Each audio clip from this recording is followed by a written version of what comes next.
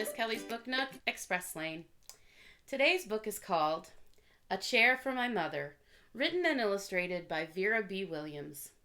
The main character in this book wants nothing more than a chair for her mother, and she helps to save money to buy her mother a chair.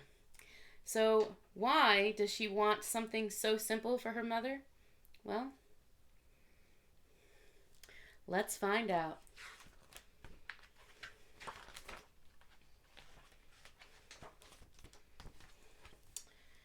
My mother works as a waitress at the Blue Tile Diner. After school, sometimes I go to meet her there. Then her boss, Josephine, gives me a job too. I wash the salts and peppers and fill the ketchups. One time I peeled all the onions for the onion soup. When I finish, Josephine says, "Good work, honey," and pays me. And every time I put half of my money into the jar.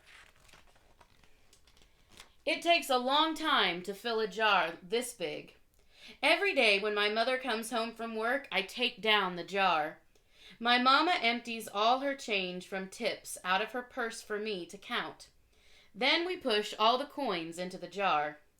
Sometimes my mama is laughing when she comes home from work. Sometimes she's so tired she falls asleep while I count the money out into piles. Some days she has lots of tips. Some days she has only a little. Then she looks worried. But each evening, every single shiny coin goes into the jar. We sit in the kitchen to count the tips. Usually, Grandma sits with us too. While we count, she likes to hum. Often she has money in her old leather wallet for us. Whenever she gets a good bargain on tomatoes or bananas or something she buys, she puts by the savings and they go into the jar. When we can't get a single other coin into the jar, we are going to take out all the money and go and buy a chair. Yes, a chair. A wonderful, beautiful, fat, soft armchair. We will get one covered in velvet with roses all over it. We are going to get the best chair in the whole world. That is because our old chairs burned up. There was a big fire in our other house. All our chairs burned. So did our sofa, and so did everything else. That wasn't such a long time ago. My mother and I were coming home from buying new shoes. I had new sandals. She had new pumps. We were walking to our house from the bus. We were looking at everyone's tulips. She was saying she liked red tulips, and I was saying I liked yellow ones. Then we came to our block. Right outside our house stood 2 big fire engines. I could see lots of smoke. Tall orange flames came out of the roof. All the neighbors stood in a bunch across the street. Mama grabbed my hand and we ran. My Uncle Sandy saw us and ran to us. Mama yelled, "Where's Mother?" I yelled, "Where's my grandma?" My Aunt Ida waved and shouted, "She's here, she's here. She's okay, don't worry."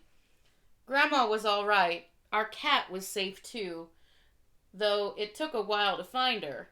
But everything else in our whole house was spoiled.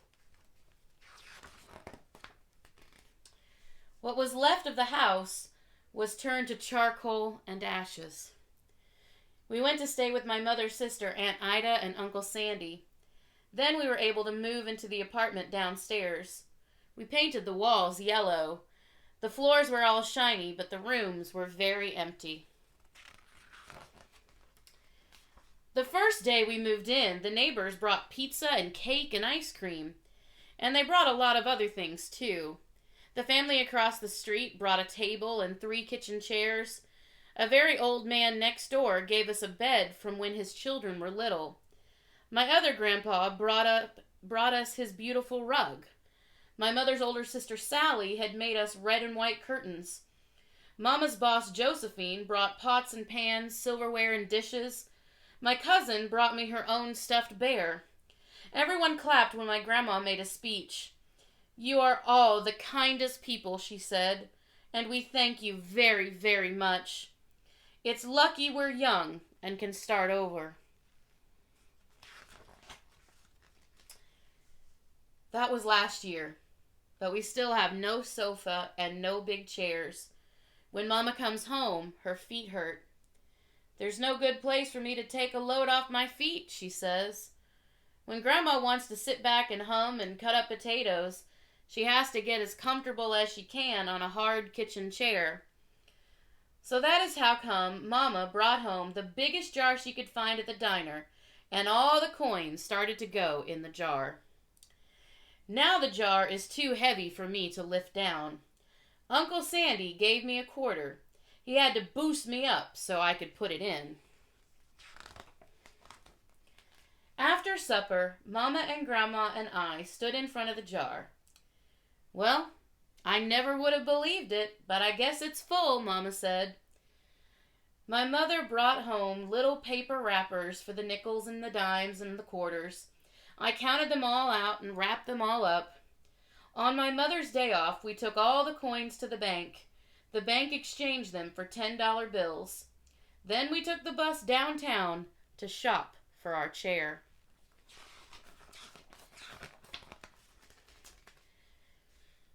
We shopped through 4 furniture stores. We tried out big chairs and smaller ones, high chairs and low chairs, soft chairs and harder ones.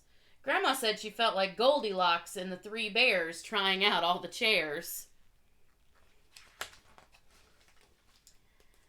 Finally, we found the chair we were all dreaming of, and the money in the jar was enough to pay for it. We called Aunt Ida and Uncle Sandy. They came right down in their pickup truck to drive the chair home for us. They knew we couldn't wait for it to be delivered. I tried out our chair in the back of the truck. Mama wouldn't let me sit there while we drove, but they let me sit in it while they carried it up the door.